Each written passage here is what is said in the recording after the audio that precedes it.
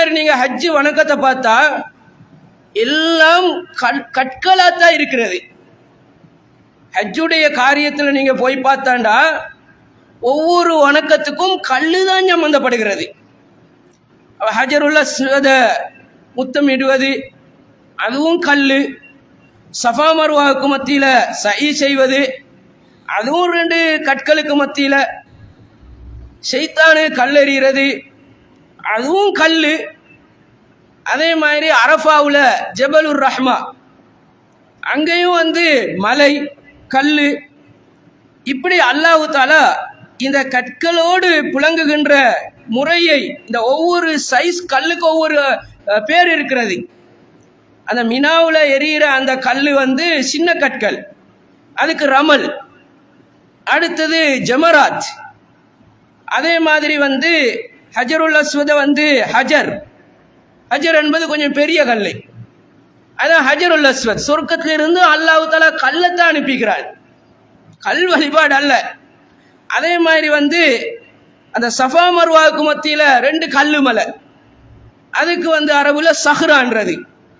கொஞ்சம் பெரிய பாறாங்கற்கள் மாதிரி வருகிற பொழுது அதுக்கு சஹ்ராண்டு வந்துவிடும். அதே மாதிரி அது பெரிதாகும் போது ஜபல் மலை, அது அரஃபா ஜபலுர் ரஹ்மா. அன்புக்குரிய இஸ்லாமிய சகோதரர்களே, அந்த அடிப்படையில் அல்லாஹ் தஆலா அந்த கற்களை பாருங்க, மக்காவுல பிஹிஜாரத்தின் மின் சிஜ்ஜில், அந்த கஅபத்துல்லாவை அழிக்க வந்த அந்த படையையும் அல்லாஹ் தஆலா கல்லால தான் அழிக்கிறான். அந்த பறவைகள் கூட்டம் கூட்டமாக சூடேற்றப்பட்ட கற்களை எறிந்தன. அங்க இருக்கக்கூடிய அந்த மினாவுல தான் அந்த கல்லை எடுக்கணும், முஸ்தலிஃபால தான் அந்த கல்லை எடுக்கும். வீட்டிலிருந்து கல்லு கொண்டு போய் அந்த ஷைத்தானுக்கு எறிவதற்கு கல்லு கொண்டு போக மேலாது. சிலர் அப்படி கொண்டு போவாங்க இங்கிருந்து. அதே நேரத்தில் அந்த அடித்த கல் இருக்கிறதே, அதுல எடுத்து பிறக்கி கொண்டு அடிக்கிறல, அதையே திரும்ப அந்த பூமியில வேற இடத்துல இருந்து தான் எடுக்கிறது. இப்படி இந்த கல்லோடு சம்பந்தப்படுத்தி பல விஷயங்களை நாங்க பார்க்கிறோம். எதை எடுத்தாலும் அங்க இப்ராஹிம் அலைஹிஸ்ஸலாம் அப்படித்தானே சம்பந்தப்படுத்தினாரு.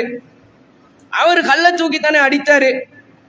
அவருடைய பாருங்க, அந்த பூமிக்கு போகிற பொழுது அல்லாஹ் தஆலா இது ஒரு ட்ரிப்பாக ஆக்கல. அங்க நீர்வீழ்ச்சிகள், பெரும் பெரும் பயிர் நிலங்கள், பெரிய பெரிய அழகான காட்சிகள் எல்லாம் உண்டு பண்ணாம வெறும் கற்களத்தான் ஆக்கி வச்சிருக்கிறான். அல்லாஹ் தஆலாவுடைய மார்க்கத்துக்கு எதிராக எதிராளிகள் வரும் பொழுது அவனுடைய மஸ்ஜிதை பாதுகாக்கவும் கல்லத்தான் வச்சிருக்கிறான். இந்த பலஸ்தீன்ல கல்லு தானே அடிக்கிறார்கள். அப்ப மஸ்ஜிதுல் அக்ஸாவை பாதுகாக்கிறதுக்கு அந்த மக்கள் கற்களால தான் எறிகிறார்கள். ரப்புல் ஆலமீன் திரும்ப எறிங்க, திரும்ப எறிங்க, திரும்ப. அந்த எரிதல் என்கிறது முக்கியமான ஒரு விஷயம்.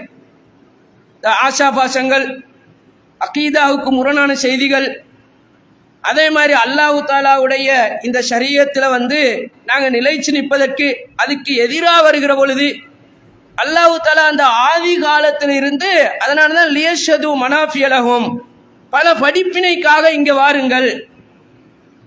அல்லாஹ் தஆலா அல் குர்ஆன்ல அந்த பழைய இஸ்ரேலுக்கே அது அவ்வளு பைத்தின் ஆரம்ப வீடு தானே. ஆனால் அல் குர்ஆன்ல அதை பத்தி சொல்லுகின்ற நேரத்தில் மட்டும் பக்கான்றான், மக்காண்டாம. இன்ன அவ்வள பைத்தின் உதிஅ லின்னாசி பிபக்கத. மற்ற இடத்துல எல்லாம் மக்கா, இந்த இடத்துல மட்டும் பக்கா. ஏன்னா அங்கனைக்கு பக்கா தான் ஆரம்பமா சொல்லும் போது ஆரம்ப பேரைத்தானே சொல்லணும். அந்த ஆரம்ப இஸ்தானத்துக்கு எங்களை கொண்டு போறான். பில் பைத்தில் அதீக், பழைய வீடு, பழைய சிஸ்டத்துக்கு அல்லாஹ் தஆலா எங்களை கொண்டு போய் அங்கிருந்து எங்களை கொண்டு வரான் திருப்ப. அப்படியான விஷயங்கள் எல்லாம் அங்க காண முடியும் என்கிற காரணத்தினால லியஷது மனாஃபியலஹும், அவர்கள் பல இடங்களிலிருந்து வருவார்கள், பழைய வீட்டுக்கு வருவார்கள், பக்காவுக்கு வருவார்கள், மக்காவுக்கு வருவார்கள் என்று சொல்லாமல் பழைய வீட்டுக்கு பக்கா என்ற ஊருக்கு அப்படியெல்லாம் அந்த பழைய நிகழ்வுகளை அவர்கள் பார்ப்பார்கள். அப்பதான் அது செட் ஆகும், சரியாகும். இப்ப கால ஓட்டத்தில் எவ்வளவு பெரிய அளவுக்கு டெக்னாலஜி வளர்ந்தாலும் அது மாறாது. அந்த ஹஜ்ஜுடைய அந்த விஷயங்கள் எல்லாம் மாறுமா, அது நவீனமான முறைக்கு அது ஆக்கப்படுமா. அது ஆக்கப்படாது. அன்றைய அந்த சிஸ்டத்திலே அது இருந்து கொள்ளும். அதை ரப்புல் ஆலமீன் அந்த மிகப்பெரிய ஒரு அத்தாட்சி என்பதற்காக வேண்டி இந்த விஷயங்களை வச்சு அங்க அழைக்கிறான் என்று இந்த இடத்துல அல்லாஹ் தஆலா சுட்டி காட்டுகிறான். அன்புக்குரிய இஸ்லாமிய சகோதரர்களே,